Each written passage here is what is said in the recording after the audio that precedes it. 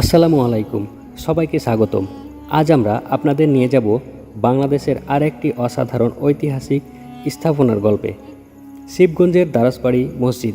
এটি গৌড় নগরীর একটি গুরুত্বপূর্ণ নিদর্শন এবং প্রাচীন স্থাপত্যের অপূর্ব উদাহরণ।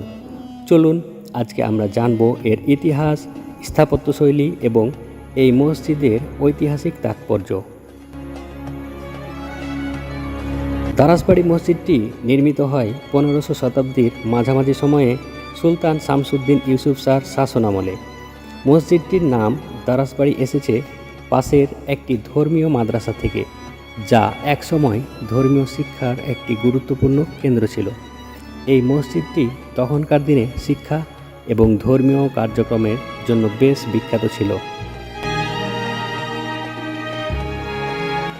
দারাসবাড়ি মসজিদটি তার অনন্য স্থাপত্যের জন্য পরিচিত। মসজিদের আয়তন প্রায় 85 ফুট লম্বা এবং 60 ফুট চওড়া। এটি লাল ইট দিয়ে তৈরি এবং এর ছাদের উপরে রয়েছে 3টি গম্বুজ। মসজিদের দেওয়ালে রয়েছে অসাধারণ ইটের নকশা, যা সুলতানি আমলের স্থাপত্যের একটি বিশেষ বৈশিষ্ট্য।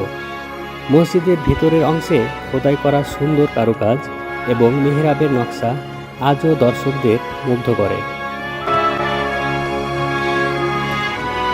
দারাসবাড়ি মসজিদ কেবলমাত্র একটি ধর্মীয় স্থাপনা নয়, এটি শিক্ষা ও সংস্কৃতির প্রতীক হিসাবেও বিবেচিত। পাশেই ছিল একটি মাদ্রাসা, যেখানে ছাত্ররা ইসলামিক শিক্ষা লাভ করত। এই মসজিদ এবং মাদ্রাসা মিলে গৌড়ের সুলতানি আমলে একটি গুরুত্বপূর্ণ ধর্মীয় ও শিক্ষা কেন্দ্র হিসাবে প্রতিষ্ঠিত হয়েছিল। এর মাধ্যমে আমরা সেই সময়ের শিক্ষা ব্যবস্থা ও ধর্মীয় চর্চার গুরুত্ব বুঝতে পারি।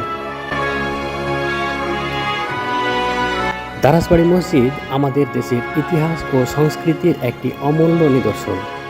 যারা ইতিহাসপ্রেমী তাদের জন্য এটি এক অসাধারণ দর্শনীয় স্থান।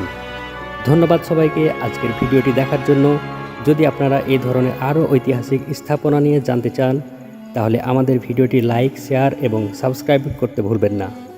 আজ তাহলে বিদায় নিচ্ছি। আল্লাহ হাফেজ।